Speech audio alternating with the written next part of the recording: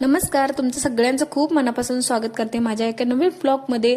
तर हे शूट ना थोडंसं जुनं आहे, म्हणजे मागच्या 8-10 दिवसातलं आहे. तर तसमेला क्रिसमसची सुट्टी होती आणि 8 दिवस इतके म्हणजे शूट करायला जमत होतं, पण शूट केल्यानंतर त्याचं अपलोडिंग करणं किंवा त्याचे एडिटिंग करणं खूप वेळ जातो आणि त्यामध्ये सारखा मग तसमेच्या पुढ्यात मोबाईल वगैरे घेऊन बसावं लागणार होतं. म्हणूनच मी ठरवलं होतं की 10 दिवस काही जास्त शूट करायचं नाही आणि व्हिडिओ अपलोड जास्त करायचे नाहीत, कारण एकदा का त्यानं मोबाईल जर घेतला तर तो 10 दिवस सोडणार नाही. म्हणूनच मी ठरवलं होतं की त्याच्या पुढ्यात मोबाईल घ्यायचा नाही जास्त.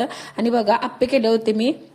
आप्पे त्या दिवशी आपण करणार, त्याच्या दुसऱ्या दिवशी असं होतं ना की पीठ थोडं शिल्लक राहतं आणि आपल्याला चटणी तर परत करायची नसते किंवा चटणीसाठी खोबरं वगैरे शिल्लक नसतं. तर मग दुसऱ्या दिवशी मी असा जुगाड करते की त्यामध्ये कांदा, टोमॅटो, मसाले वगैरे सगळं घालून छान असं म्हणजे ते परत आप्पे करते. आणि तसं ते आवडीने छोटा पिझ्झा म्हणून ते खातो, त्यामुळे मग त्याला आवडतात म्हणून मी तसेच बनवतोय दुसऱ्या दिवशी.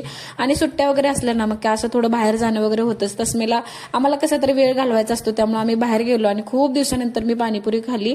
त्याला आवडते म्हणून मी थोडीशी घेतली, पण त्यानं काही ती त्या दिवशी खाल्लीच नाही. तर त्याच्यानंतर आम्ही गेलो मंदिरात. म्हणजे मंदिरात थोडंसं शांत वातावरण असतं किंवा सगळे शांत असतात, त्यामुळे तिथंही तो थोडा शांत बसतो आणि आम्हालाही थोडंसं शांत वाटतं, म्हणून आम्ही मंदिरात गेलो. थोडा वेळ तिथं बसलो आणि बघा इकडं श्रीकृष्णाचं छान असं भजन किंवा माहिती वगैरे सांगायचं चालू होतं छान. मी 5 मिनिटं ऐकली. चला भेटत पुढच्या ब्लॉगमध्ये.